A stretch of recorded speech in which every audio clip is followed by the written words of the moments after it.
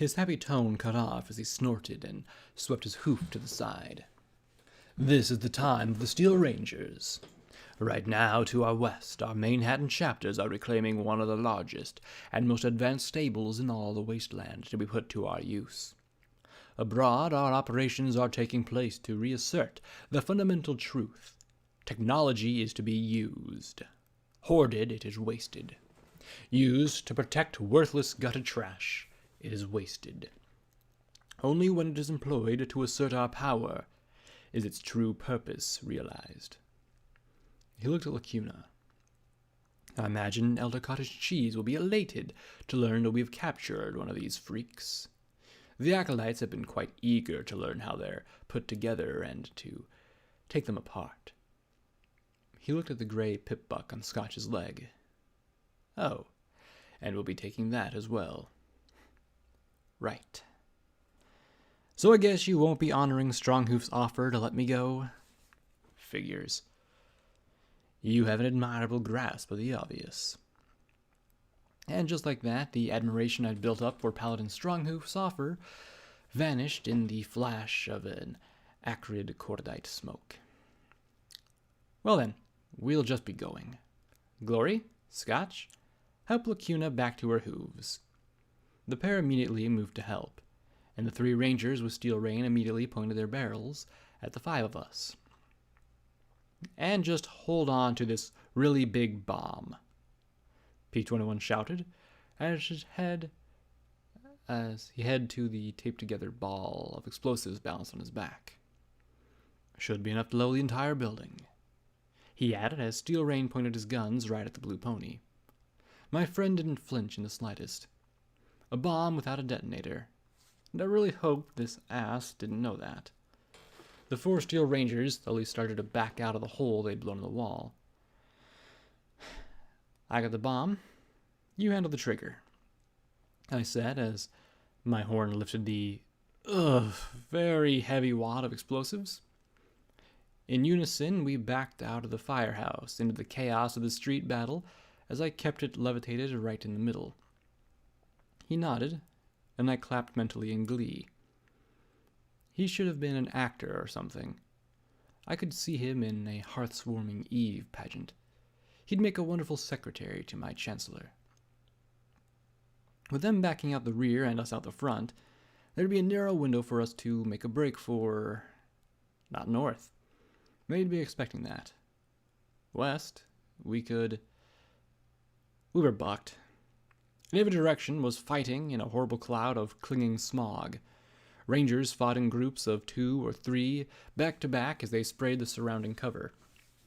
Crimson beams and sooty flames lit up the smog as they wafted wildly, and the 5 of us had to crawl just to avoid being shot by accident. It seemed like with every bullet, gem cartridge, or flamer tank had been brought to this fight to be fired, spent, and emptied, and now we were caught in the middle of it. Lacuna still reeled. I doubted that the goddess was going to give her the extra juice she needed just to get out of here. Damn. I wanted to gut whatever pony had figured out how to weaponize enervation. The Steel Rangers were clearly having the better time of it than the gangers, though. They didn't just have the edge of firepower, they also had the knowledge of how to fight well, with devotion, focus, and discipline. As much as they might be bastards to outsiders, they were dedicated to their order and each other. The Fillies and Burners fought as a ferocious mob, but that mob was dwindling, and as soon as they withdrew, Steel Rain's ponies would take us apart. That was, provided Steel Rain didn't take us out himself. We crawled west along the front of the fire station. The fighting seemed a little lighter in this direction, though there were many red bars moving along that I couldn't tell where the firing line was at. I led the way with Scotch right behind me. Lacuna and Glory came after, with P-21 bringing up the rear. Then there was a crump as a flaming bomb detonated to my left, the heat and glare making me turn my head away towards the north, to the side of Steel Rain's barrels as the smoke parted between us. I kicked back as hard as I could, smacking Scotch right in the face and knocking her into the hooves of Glory and Lacuna. I heard a familiar click as I crouched and jumped. a little blue Pegasus shouting to me, "Higher, higher!" I drew up my legs. Then there was another click, and for a moment I felt stuck in sats as the anti-dragon cannons fired. The shots missed, falling under me and going past or over my friends to impact the ground and tear a 20-foot wide line across the crossroads. The shockwave flipped me end over end, and the entire world became oddly muffled as I crashed into the asphalt. Steel Rain ejected the 2 spent cartridges, and I saw them spinning away behind him, trailing smoke as the autoloader slid 2 more shells home. I just lay there as little ponies tried desperately to get me to my hooves. Move! My body didn't. Get up! My body couldn't. Hurry! Everything felt like I weighed 1,000 pounds. 2 rangers went straight at my friends on the far side of the torn-up sections of street. Only Lacuna's feeble shield protected them as they fired back. The Star Paladin leveled those guns right at me. I think he said something. Some pony was screaming words, but it all sounded like I was at the bottom of a bathtub. I tried to rise, but the brace on my forehoof was busted. The leg just bent instead of supporting me. Then a familiar pony crashed into the side of the massively armored ranger. At first, I believed she'd been thrown against him, but instead she wrapped her hooves around his armored frame as if to give him a hug. Slowly, it seemed, her legs stretched as she lifted his entire front up before her.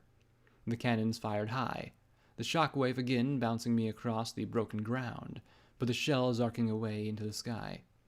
Once again, my elastic bones saved me from some breaks, but I could barely do more than simply lie on my back in this rut his first 2 shells had blasted. I stared through the smoke, feeling as if my entire body was being drawn away. I felt blood ooze across my muzzle, wetness in my ear. And then my face was filled with the image of grumpy, worried Blue Earth Pony Buck. His lips were moving, but only funny little honking sounds came out of his mouth. Everything was spinning away, and I fought to keep my focus on his face. It was weird to feel spinning as he held my head still in his hooves and pressed his lips towards mine. Oh, yes, this would be a nice way to go. I puckered up for him. Then I felt the stem of the healing potion bulb into my lips and blinked. I rolled my eye down to look at the healing potion bottle in his mouth. The flat-eyed look he gave seemed to tell me to just drink it, you idiot. Good idea, P21. I sluggishly slugged down the potion and felt the pain in my ears subdue. When I finished, I lay back in the middle of the battlefield. Then my gaze connected with a trio of ponies charging a pair of rangers. It wasn't the number that drew my eyes, but their weapons. How many mares have I fought around the hoof with a massive hammer, a chain, and a fire axe? From the west came a charging, whooping, gleeful mob of ponies, many dressed in their genuine pony hide armor. At their head, a massive black buck bellowed orders and ran out and crushed any pony that would oppose the Reapers. Right now, I hoped he wasn't including me. I couldn't oppose gravity at this point. Is there a plan? P21 asked, flinching at a nearby explosion that pattered us with gravel. Oh, we're so far from a plan, I muttered as I looked around. Red bars in every direction. Reapers against rangers, against raiders, and gangers. In the smoke, I could only make out a few blue bars. The rest was a solid milling mass, like blood. West-ish? Fuck. Was there any direction that was safe? We've got to get clear of all this. I'd go north, but right now I really did not want to get within 2 miles of Steel Rain. P21 rose and waved his hoof. From the wreck of a smashed skywagon, Lacuna and Glory ran to the gouge where I had made my temporary home. Lacuna looked like she was almost fully recovered, but my eye swept back and forth, and the blue buck's eyes went wide. "Where's Scotch tape?" he asked, as he looked back at the smashed wreckage. Glory shook her head. "I don't know where. We ran for cover, and she was beside me, and then she wasn't." There was a scream as a Steel Ranger charged at us, his minigun shattering bullets off the rubble of our wound in the street. On the opposite side ran the unarmored ponies. Fillies, burners, reapers. It didn't matter anymore. Lacuna's magic arrow bit deep into the ranger's armor, and P-21's grenade blasted him from his hooves. Glory and I laid down in a withering spray of covering fire. Save them. Save them. The words seemed to thrum inside my mind, and gave me the strength to rise to my hooves.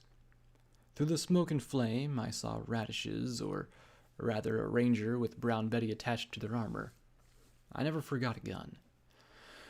Her armor seemed to glow with the fires that burned brighter and brighter around her in the flames. Then, from the fires, rose the dark form of Brutus, and the massive buck brought his hooves down upon her burning armor, heedless of the flame. Just like that, a ranger who'd helped me, who had accepted me, was dead. On the opposite side, I saw Mallet's power hammer swinging wildly at the two rangers pouring on their minigun rounds. I'd been shot by a minigun before. I knew the sewing sensation that machine guns inflicted as the barrage of bullets liquefied flesh. I'd seen one mare torn to pieces by just such a weapon, but she'd vomited forth bullets as she magically regenerated afterwards. Mallet had no such advantage. When the rangers stopped firing, she was so much bloody goo. I sat down hard as I looked at the lump that had once been a pony I'd known. Not a friend, not an enemy, but a pony killed senselessly, pointlessly. What the hell was I doing here? Where were my friends, stuck in the middle of this fight? Damn it. Stop. Stop it! We need to find Scotch, Blackjack, P-21 said, but I didn't really hear it. Everything had gotten lost. Stop it! I shouted, as I tried to fight my way out of the hole and on my broken braces. I could barely stand, let alone walk, but I had to end this. I had to end this right the fuck now. Stop! Stop killing each other! I screamed from the lip of the hole as I began firing, ignoring my friends around me. Stop it! Stop it! I didn't know who was attacking anymore. With the smoke and the flame and beams, I didn't care. If it was red, I shot. Shoot me, not each other. Shoot a pony who's dead meat anyway. Just fucking stop! I was shooting and crying and screaming as I whirled from one to the next to the next. Bullets bit into my blasted barding. It wasn't going to last much longer at this rate, not without some serious repair. That was okay, though. If ponies were shooting me, then they weren't shooting each other.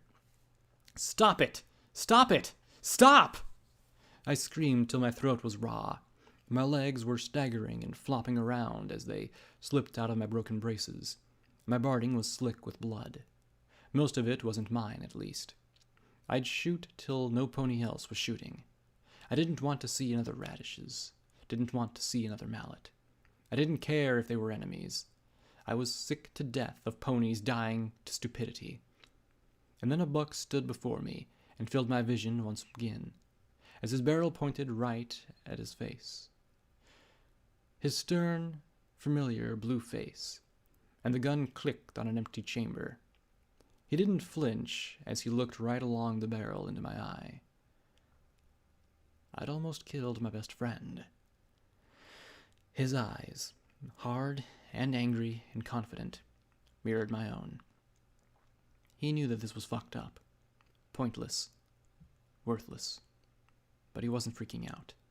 He wasn't screaming like a lunatic and blasting ponies in a fit of rage. He just looked right into my eye along the gun that had almost taken his head off. I'd nearly killed him.